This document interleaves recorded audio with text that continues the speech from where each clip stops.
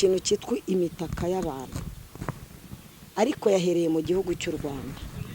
Buriya rero iyo umutaka Imana yazamuye umutaka wayo, Imana itwikiriye abantu, ntawe ushobora ubu uyu mutaka rere bota y'amando yasikaje zimora. Uri Imana papa, uyu mutaka iyo witwikiriye umutaka ndumva ko utanyagirwa. Yego. Ubu wanyagirwa. Oya. Imana yakuramburiye umutaka wanyagirwa. Oya.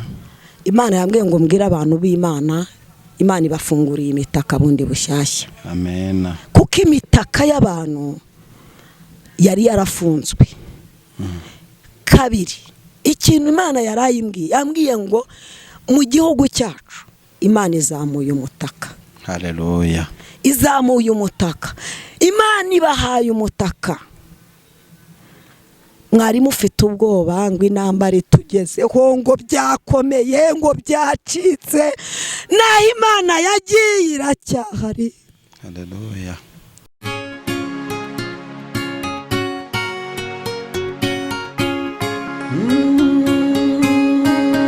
Emana we, Yesu we, ingoma yawe ni amamare. Reka tubasuhuze kandi tubifurize amahoro y'Imana aho muherereye hose, abari mu gihugu cy'u Rwanda n'abari hanze y'u Rwanda, mwese nimugubwe neza kandi mugubwe neza cyane. Nkuko mubibona rero turi kumwe n'umukozi w'Imana, n'umuhanuzi, si ubwa mbere tubanye, ni inshuro nk'iya gatatu twongeye kubana ahangaha kuri channel Imana Irahari TV. Uraho neza mukozi w'Imana? Ndashima Imana. Nukuri. Yego. Mumeze neza? Ndakomeye. Yego. Yego. Reka ngusabe kugira ngo wibwire abakunzi bacu kuko haraciye iminsi batakubona. Yego. Ku mazina naho Banege Solange, ndi umumama w'abana 5. Yego. Yego. Uri mama w'abana 5. Cyane. Urakoze cyane aho Banege Solange, kandi ukaba uri umukozi. Aba ndi umukozi w'Imana, ndi umuvuga butumwa, ndi umuhanuzi. Yego. Yego. Reka ngusabe. Ibyo Yesu ashoboje mbese. Yego. Byose ndabikora. Byose urabikora. Yego ko cyane rwose. Cyane rwose. Ushinga agatebe nuze gucikwa rwose. Nukuri. Nucika ubwo ibyawe birabitakaye kandi wakagombye kubirebaho cyane. Yego.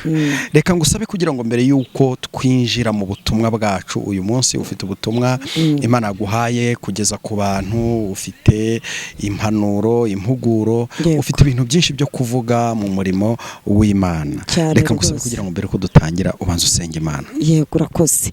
Mana data twese mwiza, uri Imana ifite imbaraga, uri Imana ikomeye. Haleluya. Uri rubasha, uri Imana iturebera twa tudashobora kwireberera. Twe twirebere ntabwo byakunda, ariko rere bota y'amando, ngwino tubere Imana, ngwino tubere ku rugamba, ngwino turwanire kuko uri Imana ifite imbaraga. Nyemerera cyane n'abari twe muri iki kiganiro, ahubwo abari wowe Kristo, bana natwe rero. Njye uri kuri kamera ubane nanjye, uri inyuma ya kamera ubane nawe mwami w'abami, dore ko byose nyakubaha Imana tubisaba twizeye izina ryawe Kristo. Amen. Amen. Urakoze cyane, tubisabye twizeye mu izina rya Kristo kuko niho twaherewe gukirira, niho twaherewe gutabarirwa, nta handi uretse muri Kristo gusa. Yego. Abantu basenga ntibasabe mu izina rya Yesu Kristo ntibahabwa? Ntago bahabwa. Ese ubwo abasabye muri hezina, uri udasabye mu izina rya Yesu, birashoboka ari indi Mana wenda wowe waba wiringiye tutatindaho. Yego. Ariko twebwe nk'abantu b'Imana dusaba mu izina rya Yesu. Niryo ritubatura, niryo ridukura ahantu. Yego. Niyo mpamvu rero dusaba mu izina rya Yesu Kristo w'i Nazareti. Yego. Umuntu utemera Yesu Kristo nk'umwami n'umukiza mu bugingo bwe ashobora kubyumva akaba yagutera ibuye, akavuga ati ese ko ngewe ntamwemera nk'umwami n'umukiza mu bugingo bwanjye, nkabona ibyanjye byose bigenda neza. Burya rero umuntu utemera Imana afite ibindi yemera. Icyo nicyo kintu tutagomba nk'abantu gutindaho. Yego. Nimba avuga ngo njyewe mfite uwo niringiye. Yego. Wenda aramufite. Ariko twebwe nk'abantu twiringiye Imana, natwe twiringira Imana nk'umwami n'umukiza. yego Reka tugumemo nituvemo nitumere nk'aba bandi bafite izindi mana. Twebwe rero dufite Yesu, twebwe tuzi ko Imana ari imwe. yego Ntabwo tuzi ko Imana ari ebyiri, tuzi ko ari imwe. Ariko udasenga ntafite icyo yizeye, abafite icyo yizeye, afite icyo yiringiye twe tutazi. none se ni byiza ko tumutaho umwanya, ni byiza ko tumurebaho? Oya, ndabwira abantu ngo ntukarebe ku muntu yego cyangwa ngo umutindeho. Tindana n'Imana. yego Nutindana n'Imana ufite icyo uzamukuraho. Nutindana n'abantu nabo ufite icyo uzabakuraho. Ariko icyambere natindana n'Imana aho gutindana n'abantu. Umuntu yagusiga, urumva, umuntu yagusiga, ariko Yesu ntiyagusiga. N'umugabo mwararana ku buriri yagusiga, ariko Yesu ntiyagusiga. N'umwana wabyaye yagusiga cyangwa ukamusiga, ariko Yesu ntiyamusiga, ntiyagusiga. Yesu ntiyagusiga. Ntabwo Yesu ajya asiga umuntu, ntabwo ajya akora ikosa ryo kudusiga. Oya pe, ntabwo Yesu ajya gusiga. Abana nawe mu bibazo, abana nawe mu ntambara, abana nawe mu bigeragezo bya buri munsi uhura nabyo. Azabana na mbese ahantu hose. Hari igihe rimwe na rimwe mwebwe abahanuzi mujya mutubwira gukomera kw'Imana, mukatubwira ibyiza bya Yesu, ariko tugasanga ari uko mubiterwa nuko nibuze mwebwe iyo musenze mwumva ijwi ry'Imana. Nkanjye se utaryumva, maze imyaka yenda 10 nkijijwe nsenga, ariko sindumva ijwi, sindota, gukomera njye nagukurahe? Buriya rero umuntu utarota nawe akwiye gusenga, wamugana akarota. Ese gute waba usenga Imana nturote? Buriya umuntu usenga wese ararota. Cyokora nukorera izo mana zararota, izindi simbizi. Yego. Afite ibindi arota. Iki hari filime njya nigeze kurebaho y'Abahindi. Iyo filime ariko ndanayikunda cyane. Umwana w'umukobwa akajya apfukama imbere y'ikigirwamana. Yabaga afite akantu gakoze ukuntu. Iyo yihereraga mu cyumba akavuga ngo akagashyira imbere, urumva niko kantu yari yizeye, niko kantu yari yiringiye. Akavuga ngo iki kintu ndagishaka, kandi nshaka ko kiba. Byarabaga. Bivuga ngo nicyo kintu yari yizeye ko cyamukemurira ibibazo afite. Natwe rero twizera Imana kari ishobora byose. Ariko hari n'umuntu wambwiye ngo nabari abantu bafite ibigirwamana bizera, ngo burya ngo ntabwo ari byo bibaha ibitangazo. Burya nuko Imana ngo ivuburira umugisha babi n'abeza, ngo igira gutya ikabaha, bo bakibwira ko. None se waruzi ko ngo abapagani Imana nibaha irabaha cyane, suko itabaha. Natwe dusenga ikaduha. Ntabwo twe dusenga nitwe duhura n'imijuguju. Iduha gake. Njya mvuga ngo hari duha gake. None se tuzabifata gute? Umuntu udahora imbere yayo buri munsi, ujya ukabona yujuje etaje cyangwa etaje ebyiri. Niba umuntu udahora imbere y'Imana, nanjye ibyo bintu byaranshatse. Ujya kubona ukabona ibintu bye byose biragenda neza. Niki gituma, niyihe nyungu yo guhora imbere y'Imana? Cyokora inyungu navuga guhora imbere y'Imana, Imana ishobora kubibimo, ashobora kuba bibona, ariko akaba nta bugingo afite. Kandi icyambere ni ubugingo. Sibyo? Njye mbona ko icyambere ari iki? Ubugingo. Ari ubugingo. Njyewe ibya bindi nkaba nabibona, ariko nkaba mfite ubugingo buhoraho. Nkabura amafaranga y'ubukode bw'inzu bakansohora mu nzu buri munsi. Yego. Nkaba nafite icyo ngaburira abana nkasonza, ariko wa muntu akaba afite ibyo agaburira abana be, iyo wakanabimena yewe. Njyewe usenga Imana ntanaburaye, ntabibonye, ariko nkaba mfite ubugingo bugira gute? Buhoraho iteka, nzanabona kurinda gupfa kwanjye. Ariko ndakaba ntabwo afite, agakora kinjiza buri munsi, ariko nta bugingo afite. Turatandukanye, sibyo?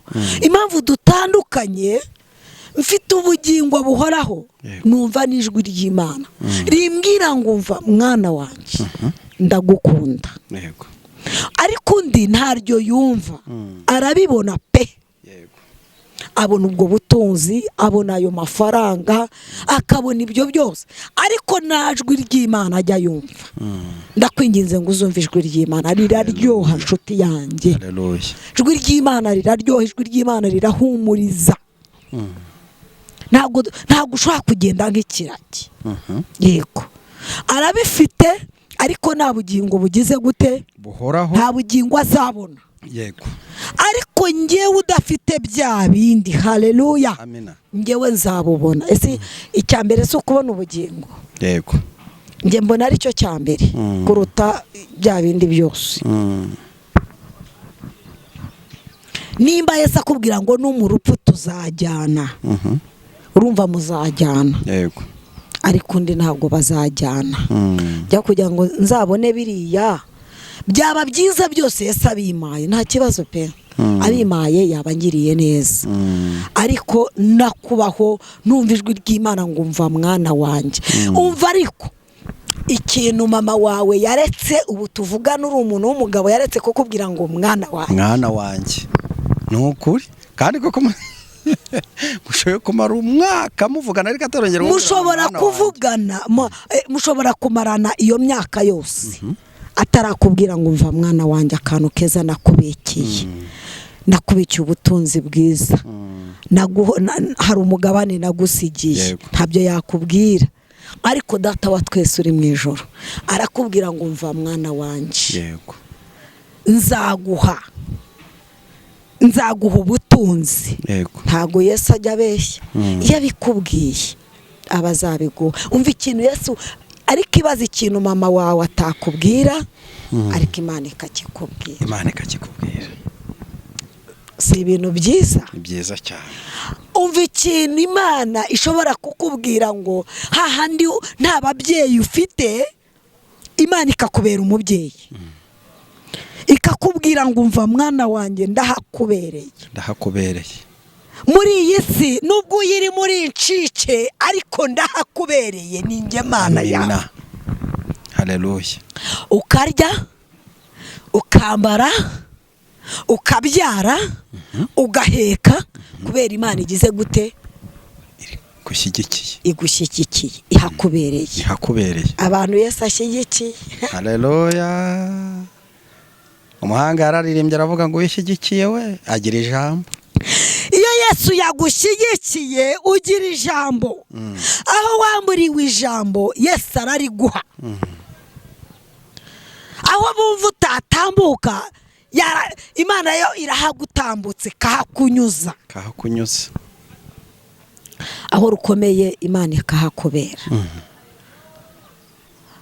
hahandi ufite keredi uvuga ati noneho banshyiriye ku isoko cya Munara nigeze kujya gusenga Ikanyara mu mbabare gato cyane yego nagiye Ikanyarira umunsi umwe njya gusenga buriya rero n'abariya tuvuga ngo nibasenga barasenga yego bafite ukuntu ariko basenga bahuye n'ibibazo aho kugira ngo nzasenge muye n'ibibazo zasenga mbere y'igihe kareka yego arangije tujyayo cyo gihe nagiye saa 12 twatangiye kuzamuka Akanyarira saa 4 z'ijoro mu gitondo nka saa moya dukubitana n'umugore w'umukire wacuruzaga mu Mwisilamu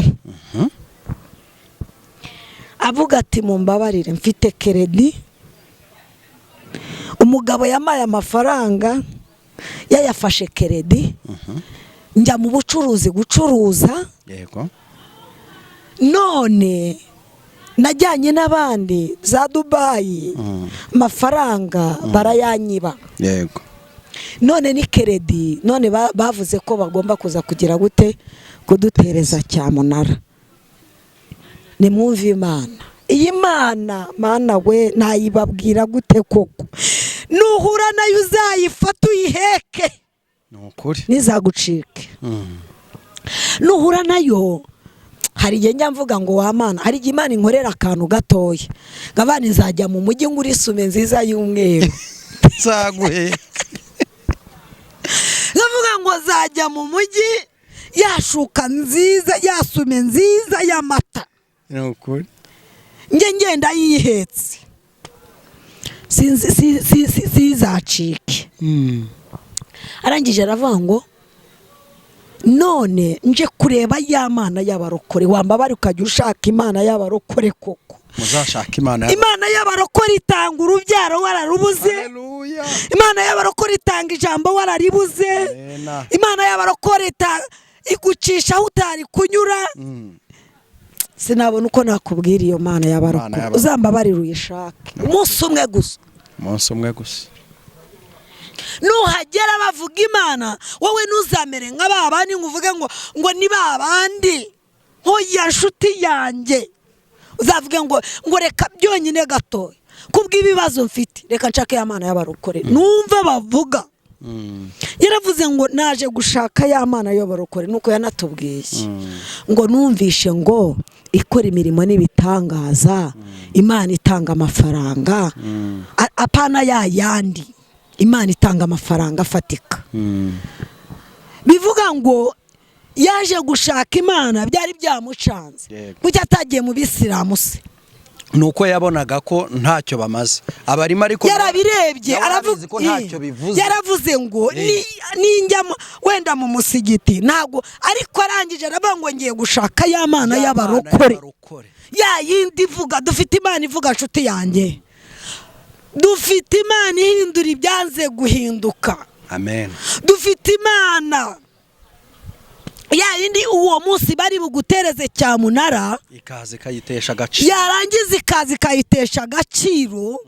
Yarangiza ikaguha ijambo aho hahandi babandi bari bakumanikiye amatangazo. Yarangiza ikaze kayamanura. Imana ijya imanura amatangazo. Cyagiye bamanitse amatangazo agenda akikikana. Imana yiraza ikagira gute ikayahindura ze. Imana ivuga ngo njya nangirira kuri ze. Imana ikubwira ngo mera kuri zeru ujye wumva ko iri buhere kuri zeru. Yego. Yarangiza ikaguha ijambo utari ufite ijambo rata. Haleluya. Arangije aravuga ngo nshaka ya Mana y'abarokore. Turamubwira ngo ese urayishaka gute muvandimwe? Arabitubwira. Atubwira ibyo byose ukuntu amafaranga ye yahiye kandi araya keredi.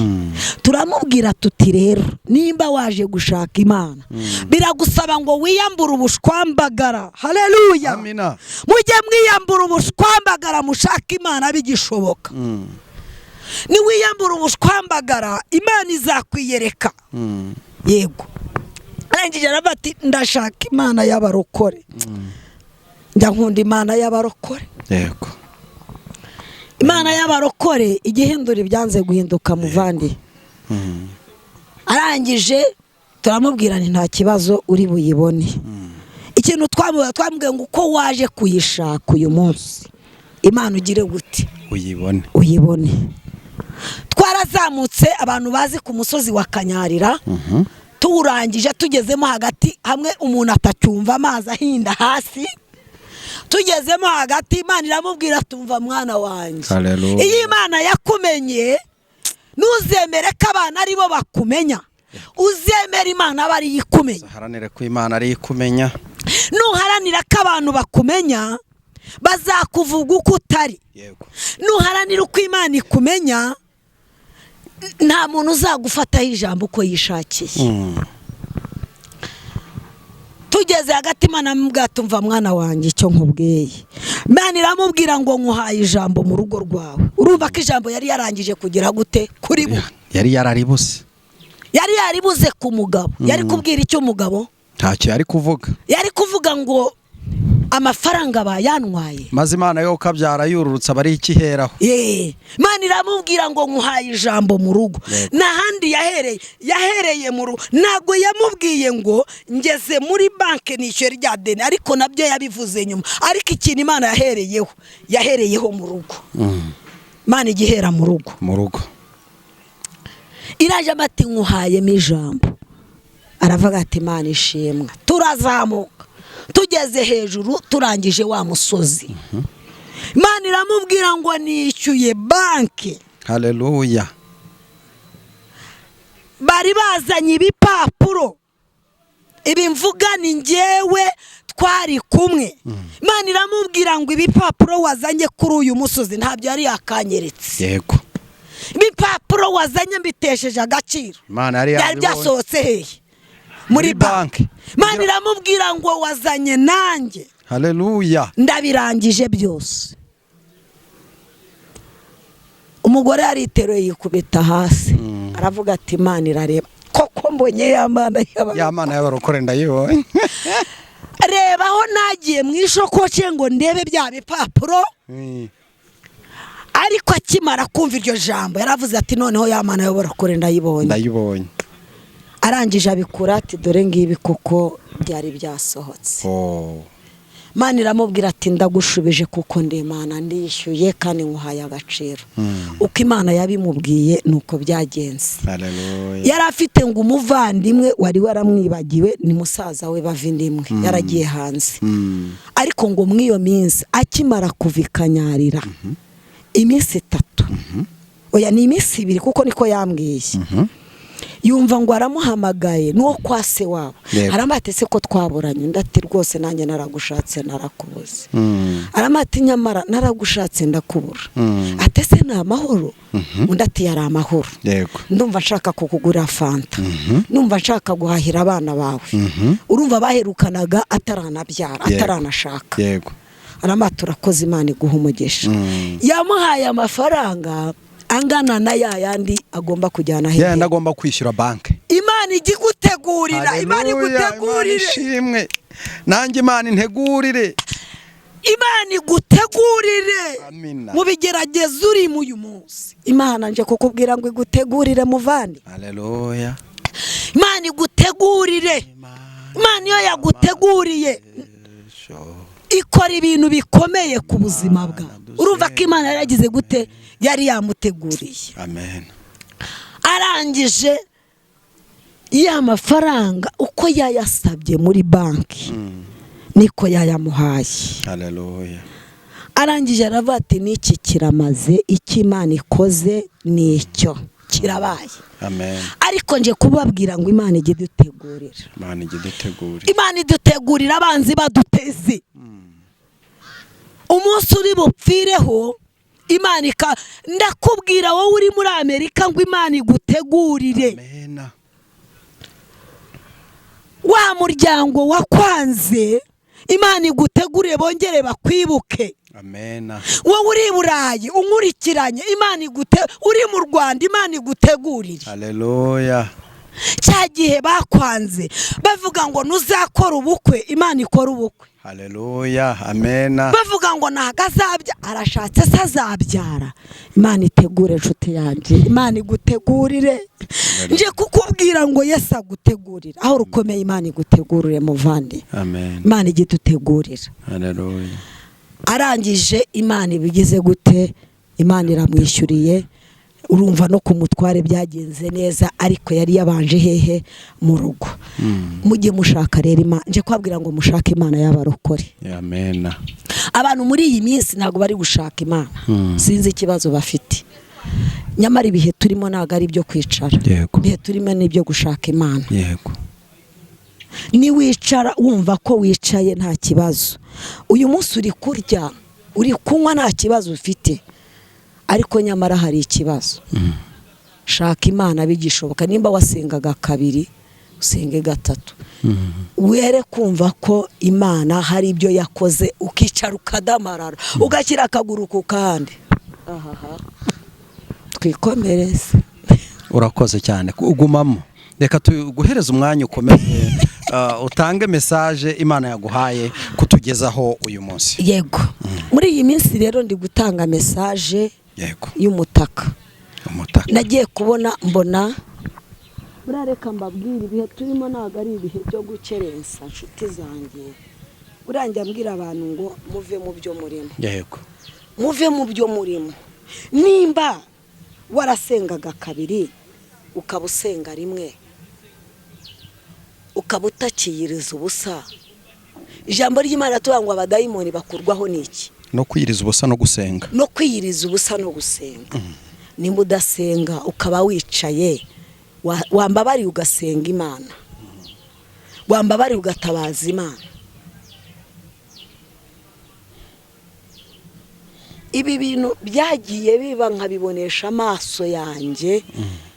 Imana yambwiye ngo imanuye ikintu cyitwa imitaka y'abantu, ariko yahereye mu gihugu cy'u Rwanda. Buriya rero iyo umutaka Imana yazamuye umutaka wayo, Imana itwikiriye abantu, ntawe ushobora. Ubu uyu mutaka rere bota y'amando yasikaje zimora. Uri Imana papa. Uyu mutaka iyo witwikiriye umutaka, ndumva kutanyagirwa. Yego. Ubu wanyagirwa. Oya. Imana yakuramburiye umutaka wanyagirwa. Oya.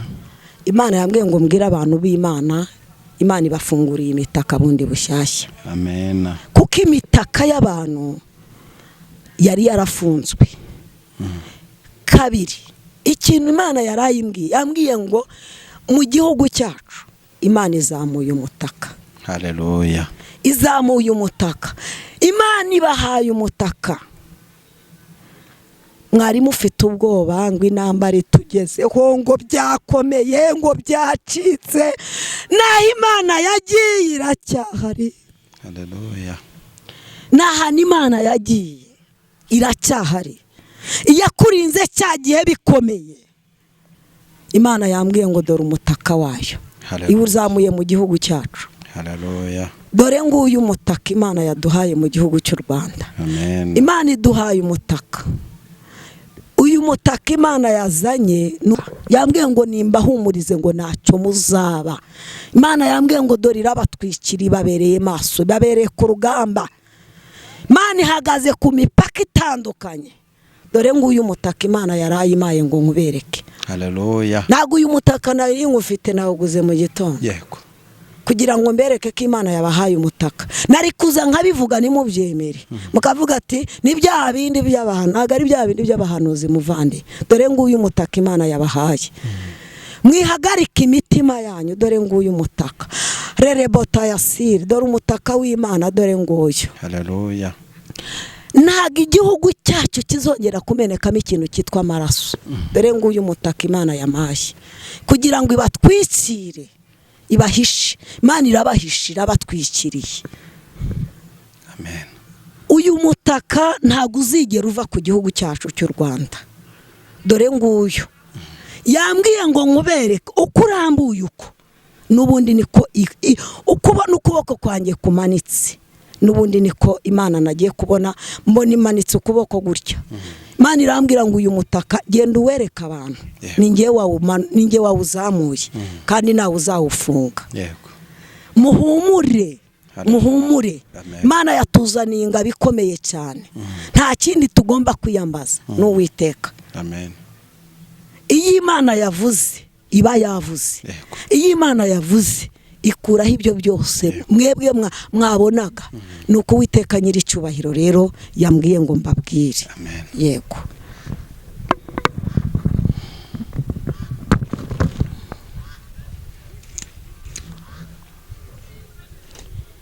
Dufite Imana rero buriya nubwo abantu muvuga ngo Imana ahari yaracecetse. Ntago Imana yacecetse muvandimwe. Wowe ushobora kubona bikomeye cyangwa bicitse. Ntago oya Imana data wa twese arahari. Arahari, humura, witinya urugamba si urwawe n'urwande n'urw'Imana. Imana itugirire neza. Amen. Urakoze cyane kuri message nziza uduhaye. Yego. Kandi nukuri ukomeze utubere maso mu buryo bw'umwuka udushyira imbere y'Imana. Hari abantu benshi batagifite imbaraga zo gusenga, ariko Imana iyo yemera ko habonetsemo umuntu umwe uhagarara neza imbere yayo, uwo muntu agasengera igihugu, Imana yarengera igihugu cyane rwose.